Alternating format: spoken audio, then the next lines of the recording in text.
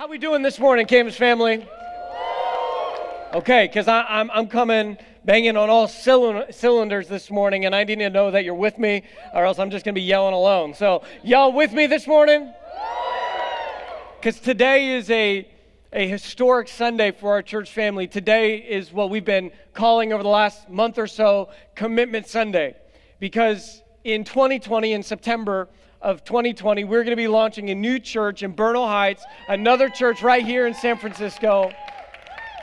And we're so excited about it. But what we've been talking about this whole month is that what God is wanting to do here in Campus and through Campus, and what God is wanting to do in the church here in San Francisco, what He's wanting to do can only be done with us together.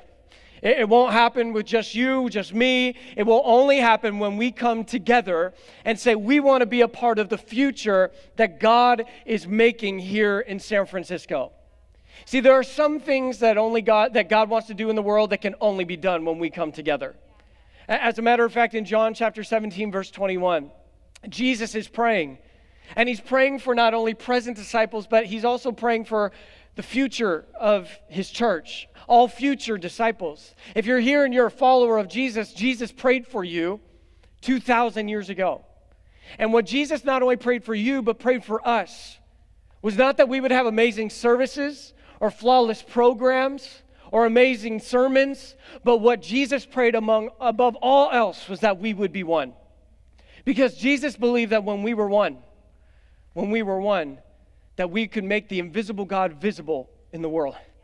And so today, as we enter into this next kind of era for our church family, it's a movement, it's a chapter that can only be done if we jump into it together. And that's what Commitment Sunday is all about. Stepping into the moment that God is leading us into as we start another church in San Francisco. And if you don't know why we're doing it, it's really simple. We want to be a church for neighborhoods and a city of neighborhoods. As you know, San Francisco is made up of many different neighborhoods. Every neighborhood has a unique story, and we want to enter into each and every one of the beautiful stories happening here in San Francisco. And you should know it's not our idea, it was God's idea first. Because at the heart and soul of the gospel, the very thing we're clapping and cheering and getting so excited for, is because we know a God and have been changed by a God who did not keep His distance. He couldn't keep His distance, so He pursued all of humanity and entered into the human story to offer us one that is even greater. And so the reason that we're not staying put and inviting people to just come to us is because that's not the God we serve. And if we're going to make the invisible God visible, then we will make God visible in the way that we pursue people. And so as a church, as we start this next adventure, this next chapter, and launch another Campus family in Bernal Heights, I need you to understand we're doing it because we believe that God is only getting started in San Francisco. Don't call the city a graveyard. It's a garden. And God is bursting through the soil of this city with hope and life and love and joy and purpose and renewal and revival. We believe that. So if you want to go to a church that just does a holy huddle on Sunday and then we leave the exact same, we're not going to be your church. But if you want to be a part of a church that is going to reach every 7x7 mile of every nook and cranny of this city, because we believe every person in this city matters to God. And if you're not going to be content or comfortable until all people in San Francisco have the opportunity to encounter the love of Jesus, then welcome to Campus. Because that is who we are. We're a church that's going to pursue people because we serve a God who pursues people. But for this Commitment Sunday, we're going to ask you to take a step of faith with us. We've been talking about it all month long. We've been asking you to pray about it. If it's your first time here to Campus, this is something you can participate in, but don't feel any pressure whatsoever to do so. But we've been inviting the church to pray about, each and every one of us, to pray about what we can do to be a part of what God is building here in San Francisco.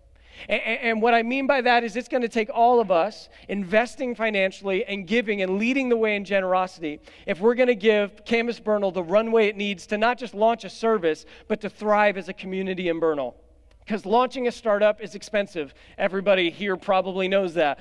Launching a startup in San Francisco is a whole nother animal. And this is a church startup. And it will take all of us contributing how we can. And so I'm just going to warn you, at the end of this service, we're going to invite you to take a courageous step of faith, to take one of those cards that are in front of you, the commitment cards in front of you, and to check off one of those boxes or fill in a box and let us know what you're going to give and invest in regards to Bernal Heights. We're asking you to make a 2-year commitment. But we believe that this 2-year commitment will lead to generations of return, generations of impact, generations being changed by the hope and the love of Jesus. I can promise you right now, the return on your investment will be greater than the investment you make, because God always surpasses our expectations of Him. And so today we're going to ask you to fill out that card, and at the end of the service today, we're going to ask you to take that card and to drop it off in one of these canvas boxes up here.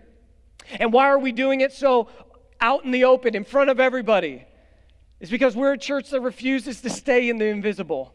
That if you're going to step into what God is wanting to do, there's got to come a point in your faith where you step out of the invisible and into the visible. And I believe that today is a day that together, as one church, as one family, we would step into the visible and say, we are going to be a part of building a future made with the material of love. Today, I want to talk about that. What does it look like? What does it mean to build a future? What does it mean to build the future with the material of love? Because as I've said already, Jesus has already invited us into something, but that something is something we can only experience together. So how can we build this future that Jesus is building here in San Francisco together? Because it's a beautiful thing when species come together. Because when they come together, they become something that they could never become on their own. When there's just one lion, we call it a lion. But when there's a group of lions, we call that a pride. When there's one rhino, we just call it a rhino. But when there's a group of rhinos, we call it a crash. When there's one owl, we call it an owl. But when there's a group of owls, we call it a parliament. And they do look British. And I knew Danny would like that one. When you have one crow, it's just a crow. When you have a group of crows, you call it a murder, which is a little unnerving, a little unsettling. When you have one vulture, you call it a vulture. But when you have a group of vultures, you call that a committee, which explains everything happening in Washington currently. I'm just going to throw a lot of shade out there today. When you have one flamingo, it's one flamingo. But when you have many flamingos, you call it a flamboyant. See, what I love about this is that when you have species come together, that they become something that they could never become on their own. They become something more beautiful than they could ever be on their own. And the question I've been asking going into this Sunday is, what will the world call us when we come together? What words will the world use to describe this church in San Francisco when we come together? See, when humans come together, they can be called a lot of things. They could be called a family. They could be called a tribe, a movement, a community. But Jesus had a word for a certain group of people that would come together under His name, and that word that He used to describe this group of people is a church. And I want to look at one of the first moments at the launch of the movement of Jesus, the origin of the church, because it is in this moment that we see with greater clarity what it was always meant to be or look like to be a part of this thing called the church. See, Jesus has a conversation after His death with His disciple named Peter. And now I'm sure conversations with Jesus at any point were powerful. I'm sure conversations before Jesus died were powerful, but can we just imagine how much more powerful the conversations with Jesus were after He had risen from the dead? Because I don't know about you, but if you had just died and then rose again and we went out to lunch, I'm probably going to listen a little closer to what you have to say. And in the last conversation Jesus has with Peter, Jesus was, you can imagine, selecting His words carefully, what He was going to say to Peter, because Peter was about to step into this new chapter in his life, and Peter was about to become the point man of the movement of God that would change the history of the world. He was about to become the spokesman for this thing called the church. And this conversation that Jesus would have with Peter, you can only imagine how much this moment would matter. So you could imagine that Jesus is speaking with the greatest of intentionality, because the words that Jesus are about to say to him need to echo in his soul for the rest of his life. And this is the story we enter into today as we look at Commitment Sunday and what kind of future we're going to build as one church here together in San Francisco. This story teaches us so much about what it will look like and what it will take if we're going to build a future with the material of love. John chapter 21, verse 1 through 22, we see this story unfold. It says, later, Jesus appeared again to the disciples beside the Sea of Galilee. This is how it happened.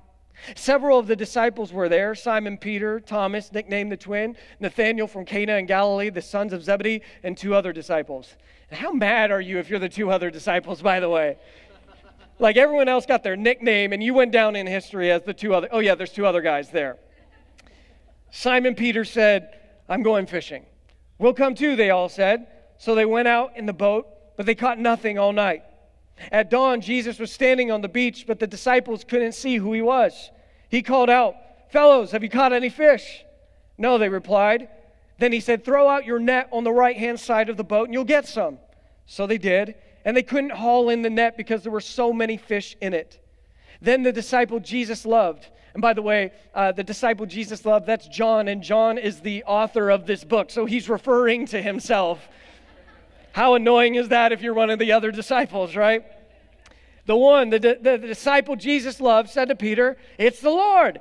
When Simon Peter heard that it was the Lord, he put on his tunic, for he'd stripped for work. He jumped into the water and headed to the shore. The others stayed with the boat and pulled the loaded net to the shore, for they were only about 100 yards from the shore. When they got there, they found breakfast waiting for them, fish cooking over a charcoal fire and some bread. Bring some of the fish you've just caught, Jesus said. So Simon Peter went aboard and dragged the net to the shore.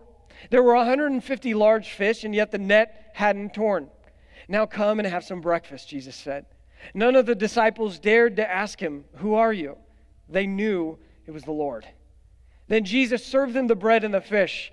This was the 3rd time Jesus had appeared to his disciples since he had been raised from the dead. After breakfast, Jesus asked Simon Peter, Simon, son of John, do you love me more than these? Yes, Lord, Peter replied, you know I love you. Then feed my lambs. Jesus repeated the question, Simon, son of John, do you love me? Yes, Lord, Peter said, you know I love you. Then take care of my sheep. Jesus said a 3rd time, he asked him, Simon, son of John, do you love me? Peter was hurt that Jesus asked the question a 3rd time. He said, Lord, you know everything. You know that I love you. Jesus said, then feed my sheep. I tell you the truth. When you were young, you were able to do as you liked. You dressed yourself and went wherever you wanted to go. But when you're old, you will stretch out your hands and others will dress you and take you where you don't want to go. Jesus said this to let him know by what kind of death he would glorify God. Then Jesus told him, follow me. And Peter turned around and saw behind them the disciple Jesus loved, John, the one who had leaned over to Jesus during supper and asked, Lord, who will betray you? Peter asked Jesus, what about him, Lord? Jesus replied, if I want him to remain alive until I return, what is that to you?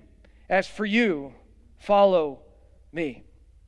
See, if we're going to understand what is going on here in this story of this conversation between Peter and Jesus at the launch of this startup called the church in this world, we have to understand what is humming underneath the entire thing. And what's at the center of this entire story, at this entire conversation, is love. Now, if you were passing the torch or the baton to someone, maybe you launched a company and you are passing it on to somebody else, what would you talk to that person about? You might talk to them about strategy. You might talk to them about budget. You might talk to them about vision casting. You might talk to them about how to handle conflict resolution. There's all these things I'm sure you would think that we should talk about on the front end of this conversation. And so I think it should be noted that Jesus didn't talk about any of those things. And I don't think it's an accident that Jesus didn't talk about all the stuff we think you should talk about when you're talking to someone that you're handing the reins of your movement over to. But Jesus doesn't talk about any of those things. Instead, he talks about one thing. He had one singular focus in this conversation with Peter as he was about to move into leading the church that Jesus died for. And that one thing Jesus was obsessed about was love. Peter, who do you love? And Peter, what will you do in response to this love? Peter, who do you love? And Peter, what will you do in response to this love? It's almost as if Jesus is wanting Peter to understand that you build what you love. So pay attention to where your love goes. You see, the context of this conversation is so important because if we're going to understand what's going on, we need to kind of walk slowly through it and see what's happening here. Peter and the other disciples, one day they decide to go fishing.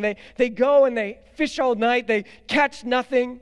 And then the next morning, Jesus asks these professional fishermen a question that no fisherman ever wants to be asked when they just spent an entire night fishing and didn't catch any fish. How's it going out there? What'd you catch? Now, I'm no fisherman. I don't have the patience to be one. But I bet if you are a fisherman, that as annoying as this question is, there's one thing that is even more annoying than asking, how's fishing, when you spend an entire night fishing and didn't catch anything. And that thing that is more annoying than that question would be someone who isn't a fisherman trying to tell a group of fishermen how to fish. And so Jesus does just that. He yells from the shore, how about you throw your net on the right side of your boat? And then there's going to be some fish there. Have you ever had someone give you advice, and the advice just seemed so obvious, it felt almost condescending? You know what I'm talking about? Like when you lose your keys or you lose your wallet, and then somebody with the best of intentions says this or asks this question. It drives me nuts. Well, did you check the last place you had them? Anytime somebody asks, I want to like grab my eyeballs and throw it at them. Like, you look. Like, it's the worst question. Like, oh, wow, I didn't ever think about going to the last place where I had it.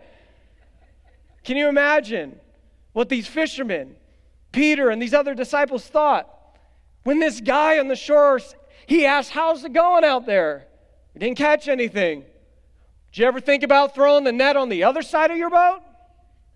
I can imagine that they're going, oh, wow, throw it on the other side. It never occurred to me. See, I'm just going to throw this out there. I think they did throw their net out on both sides of the boat. I think that because they were fishermen, that mean they have done the family trade. That's why they were fishermen, which mean they were not only new to this, they had been raised in this, they knew what they were doing. I think they put the net on both sides. I don't think that this was a new idea to them. I don't think that Jesus was proposing a revolutionary strategy to capture more fish. What I think is happening here is I think Jesus was about to give them a hands-on illustration on the difference between doing life alone and doing life with Jesus.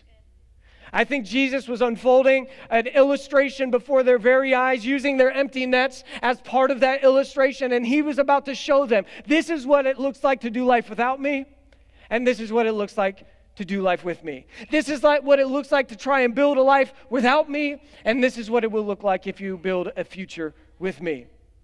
You see, this story shows us what it means to build a life from love. And if you're going to build a life from love, there's a few questions we need to ask. If we're going to build what Jesus is building, if we're going to build a life in partnership with him, then we've got to ask a few questions that come from this story. The first question is, how has love changed you? How has love changed you? This is the third time, by the way, that the disciples had seen Jesus after he had risen from the dead. And we see that they chose to go back to their old life that they were living before they met Jesus. They had seen Jesus risen from the dead 3 times, and yet they still went back to their old life. I don't know who this is for, maybe for one of you, maybe for many of you, but I just am wondering if God is wanting to say to you, how many times do I need to show up before you trust me? How many times do I need to provide before you trust I'm your provider? How many times do I need to do miracles in your life and bring people into your life and show you a way out before you trust that I'm a way maker? How many times? Man, I can relate to the disciples because I don't know about you, but it takes me a few times to get it. They had seen Jesus 3 times. This is the 3rd time. And it almost feels impossible to understand how they would yet go back to being fishermen after they had seen their Savior Jesus risen from the dead 3 times. I wonder, how has love changed your life? Or are you doing the very same things you did before you met Jesus? Is your life any different in any tangible or measurable way since you've met Jesus? Because some of us, we say we've met Jesus, and yet you're living the exact same life you would live if you weren't following Jesus. How has love really changed you? And what's interesting to me is that after the death of Jesus, Peter didn't become so disillusioned with life that he became a serial killer. After the death of Jesus, he didn't become so disillusioned with life that he became a gang member. He didn't become so disillusioned with life that he would throw his entire life away by becoming a Lakers fan. Like we don't see this happen to Peter. He just went back to being a fisherman. And you see, the tragedy isn't that Peter became the worst person that he could ever be. That's not the tragedy of the story. The tragedy is that Peter decided to go and settle for an ordinary existence. To go back to the old life, to go back to where it was safe, to go back to where it was comfortable. That's the tragedy. And you see, there's many of us that you're not bad people. You're not doing anything that necessarily hurts others. But the tragedy is that you say you've encountered Jesus, but you're living the very same life you would live had you have never met Jesus. How has love changed you? I think you need to understand, before love will build a future through you, love needs to change you. I think it's beautiful that Jesus met them in their fishing. And I don't think it's an accident that they caught nothing. I don't think like Jesus was improvising, like, oh, they didn't catch anything. This is going to make for a good illustration. I think this was God's idea. I think it was like a holy prank. I think God wanted to teach them.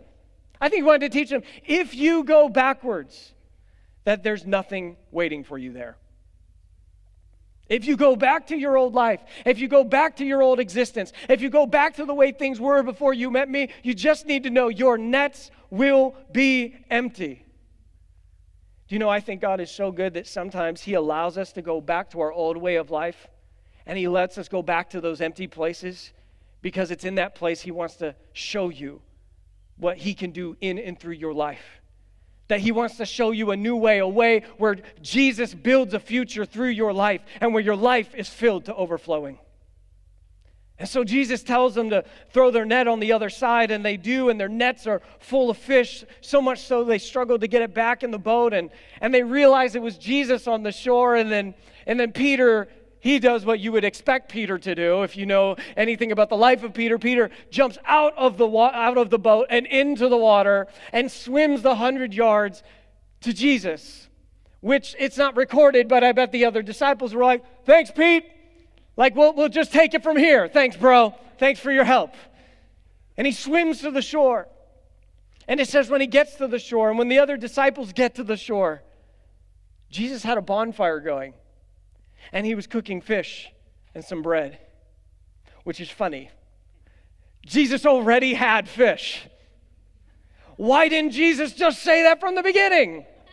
Why all this throw your net to the right side of your boat thing? He already had fish. Why didn't Jesus just say, hey, fellas, tough night. I get it, but I already got some fish. Come eat. I think it's because Jesus likes to include people in the miracle. I think Jesus needed them to know that God doesn't need their help. Jesus doesn't need their help. He already had the fish. But God is so good that when he could choose to do the miracle without us, he is so good and decides to do the miracle with us. He invites us into what he's doing. So Jesus says, bring some fish. And he begins to have a conversation with Peter. In verse 15, we see Jesus begin to ask Peter a series of questions. After breakfast, Jesus asked Simon Peter, Simon, son of John, do you love me more than these? Now, it's always interesting to me reading what scholars say about the words and teachings of Jesus and how they translate these words of Jesus. Some scholars suggest that in this moment, Jesus takes some of the fish that Peter and the disciples had caught in their net, and he sort of like holds the fish up and goes, like, Peter, do you love me more than this? In other words, some scholars believe that Jesus is saying, hey, Peter, do you love me more than fish? Which is a weird question, if that's what he's really asking. Right? That's a weird, Simon, I need to know. If you go to a restaurant today, and there's two things on the menu, cod or God, what are you going to pick? Do you love me more than fish? I don't think that's really what Jesus is asking. I don't think Jesus is asking Peter for his take on whether he prefers seafood or not. I don't see this question as much about the fish as it is about what the fish represent. Peter, do you love me more than these? What do the fish represent? The fish represents everything about Peter's old life. Peter, do you love the life I'm calling you into more than the life I'm calling you out of? See, some of you haven't reached this tipping point in your faith because you still love the life God's trying to call you out of more than the life He's calling you into. If you want to step into what God is leading and wanting to do in your life, there's got to come a point in your life where you love where God is calling you into more than what God is calling you out of. Which is why it's interesting then to me why Jesus continually calls Peter Simon, son of John. Did you notice that? John the author calls him Peter, but Jesus keeps calling him Simon, son of John. And you see, it wasn't that long ago, just a few chapters prior, where Jesus changed the name of Simon, son of John to Peter, which means rock. But right here, Jesus continues to call him by his old name, Simon, son of John, while John references him as Peter. Where are you going with this? I think right here we are getting a picture of the space that many of ourselves find ourselves in, that we feel in this tug of war between who we were and who God is calling us to be. That we feel constantly pulled between these two worlds, these two identities, these two destinies, these two purposes. And why does Jesus keep calling Peter Simon, son of John? Did he forget that he changed Peter's name to Peter? I think it's because Jesus is so good that even when we settle for our lowest version of ourselves, he will meet us there in order to call us to our truer identity. Jesus is so good that he will meet you in the person you're choosing to be so that he can lead you to become the person you were called to be. Jesus asked Peter, do you love me? Peter says, of course I do. Jesus says, feed my sheep. Then he asked Peter again, do you love me? Peter goes, yes, I do. He says, then take care of my sheep. A third time, Jesus asked Peter, do you love me? And it says that Peter is hurt this time by the repetition of the same question. I already told you I love you. And he says this, he goes, Lord, you know everything. You know that I love you. I think it's the most courageous thing Peter ever said. You know everything. You know that I love you. How many of us could actually say that? Jesus, you know all things. I'm not hiding anything. You know my heart. You know my soul. You know my truest motives. How many of us could pretty much dare Jesus to look at who we really are and say, prove to me I don't love you? And that is what Peter does. He says, you know everything. You know my heart. You know my motives. You know the real me inside of me. So tell me I don't love you. Could you say such a thing to Jesus? How has love changed you? See, if we're going to build a future that Jesus is building, love must first change us, but it can't end there. We must also ask this question, how is love changing the world around you? How is love changing me, and how is the love changing the world around you? See, the conversation Peter has with Jesus sort of has this rhythm, right? Do you love me? Yes, I do. Feed my sheep. Do you love me? Yes, I do. Take care of my sheep. Do you love me? Yes, I do. Then feed my sheep. Imagine if there was only the first two parts. It would be the most self-indulgent and awkward conversation you could ever imagine. Peter, do you love me? Yes, I do. But Peter, do you really love me? Yes, I really love you. But Peter, I need to know, do you really, really love me? Oh, I really, really love you, Jesus. Can you imagine being one of the disciples, eating their fish sticks, watching that conversation transpire? Like, geez, get a room, fellas, all right? Like, I found that for some of us, what I just described is what many of us want in a relationship with God. Do you love me? I love you, God. Do you love me? I love you so much, God. Do you love me? I really, really love you, and you know how much I love you. And then you skip with God through fields of lilies, and you ride off into the sunset on a unicorn. There's so many of us, we just want this like, hey, it's just a personal thing with me and Jesus. I don't need anybody else. I don't need the church. It's like a lion saying he doesn't need the pride. You see, this isn't where the conversation ends, though, is it? Peter and Jesus' conversation didn't end. Do you love me? Yes, I do. I found that what Jesus leads Peter into next is where he wants to lead us into as well, which is when you discover the love of Jesus and Jesus becomes the object of your love. The next step is to become a dispenser of his love to others. The next step is to become a dispenser of his love to others. Peter, do you love me? Yes, I do. Then love people. Peter, do you love me? Yes, I do. Then take care of people. Peter, do you love me? Yes, I do. You know I do. Then prove it, Peter, by how you love people. Feed my sheep. And this has to be one of the most distorted statements of Jesus in the church. Feed my sheep. I've heard it taught that Jesus was telling Peter in this moment to go and teach Christians. Problem with that is no Christians existed at that point in time.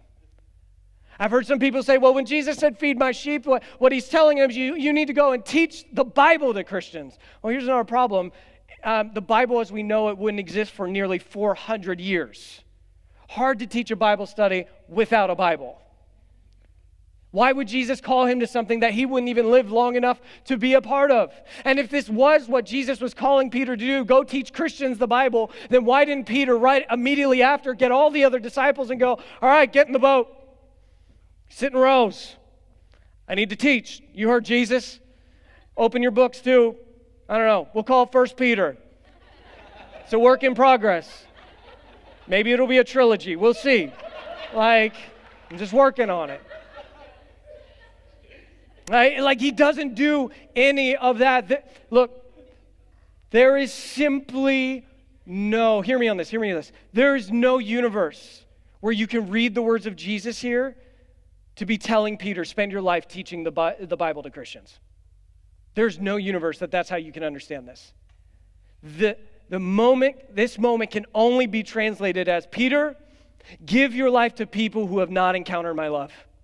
Feed my sheep. Because there are people who are starving for hope, starving for belonging, starving for identity, starving for purpose. They're starving for me, Peter, and I need you to get out of your boat, and I need you to stop hanging out with people that you're only comfortable hanging out with, and I need you to go into the world. If you're going to be the spokesman of this thing, I need you to go into the world and pursue who I'm pursuing and feed them my hope, my love, and the goodness of my plans. See, if you're going to build a future with love, we must ask, how has love changed you? But then you got to ask, how has love changing the world around you? How has the love of Jesus pulled you out of yourself and pulled you towards others who need Jesus? And near the end of this conversation with Peter, it seems that things are getting a little bit cleared up. But then Jesus had a little more that he needed to say to Peter so that Peter understood what it was going to take to build the future Jesus was building. We see it continue in verse 18. Jesus says this, I tell you the truth.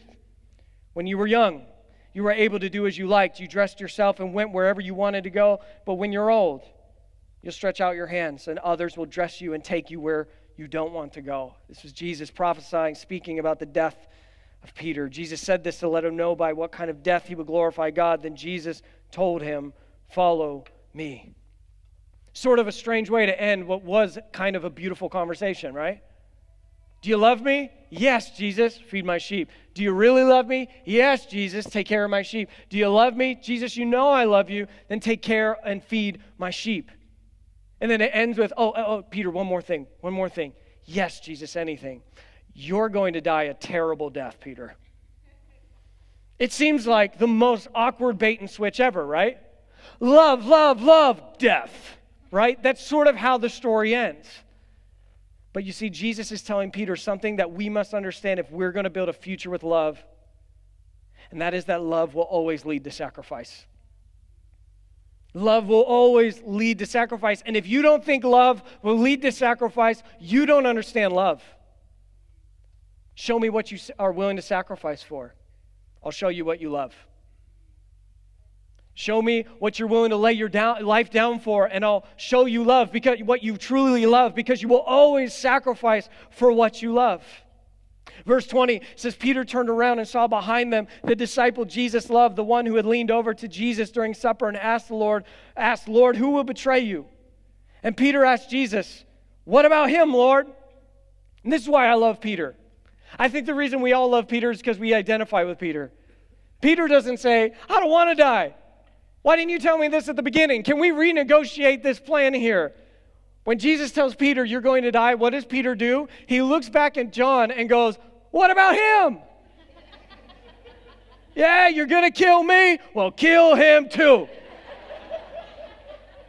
As a matter of fact, kill him first. He's annoying. This is what Peter does. And I think Peter gives us a very clear picture of why do some churches experience impact and others don't. Because some churches, they all want to be a part of something significant, but very few of us want to make a sacrifice. We all want to be a part of something significant, but few are willing to actually make a sacrifice. And how does Jesus answer? He says, if I want him to remain alive until I return, what is that to you? And I'm sure Peter was like, a lot. It matters a lot. But Jesus doesn't even give him a moment to respond. He says, you must follow me. See, the reason I think so many people, they miss the future that love is building right here in this world is because they're so busy waiting for someone else to sacrifice for me, but they aren't willing to sacrifice for others. See, if we're going to build what God is building, you not only need to ask, how has love changed me? And you not only need to ask, how is love changing the world around me? But you must also ask, what is love calling me to sacrifice for others? See, what makes the movement of Jesus so interesting is it's not just a story about how Jesus sacrifices for the human story, but it is also this story that we're invited into to go and sacrifice ourselves just like Jesus did for them. To lay down our lives for what God is wanting to do in and through people's lives. This is why we do communion, the bread and the juice. The bread symbolizes the body of Jesus that was broken. The juice of the wine represents the blood of Jesus that was spilled. Not just for you, but for all human beings. And Jesus says, do this in remembrance of me. He's not saying eat the bread and drink the juice like I do. He's saying now go live your lives mirroring my heart for all people, laying your lives down for the sake of others. Because that is what I'm building in the world, a movement of love, a revolution of love. And God's church was always meant to be seen as a movement of love. And you and I both know that for many people, that is not the reputation that the church has. But I believe if we're going to restore the reputation of Jesus, we need to restore the reputation of the church. And we must get to the point where we as the church see ourselves as a means to bring about the love and hope and truth and grace of Jesus right here in this world. Be the people that Jesus prayed we would be 2,000 years ago. See, if we're going to build a future with love, we got to ask the three questions. How has love changed me? How is love changing the world around me? And what is love calling me to sacrifice? That is what that's what Commitment Sunday is all about. It's more than just giving to launch Bernal. We're doing it because we're committing to building a future of love for others. We're not just committing to launch another church. We're committing to pursue people who are starving for love because God has called His church to feed and take care of His sheep. We're called to build a future out of the material of love. And so when you fill out that commitment card and when you drop it off in this box, it's not just saying, hey, I'm going to give for a couple years. It's you saying, love has changed me and love is changing the world around me, and I will sacrifice to be a part of what love is building right here in San Francisco. Because I don't know about you, but man, 20 years, 30 years from now, I want to look back on my life. And when I look back on my life, I want to be able to say with honesty, I want to be able to say, love built this. When I look back at what I've given to and what I've invested in and the world I've created, I want to look back on my life and say, love built this life. How about you?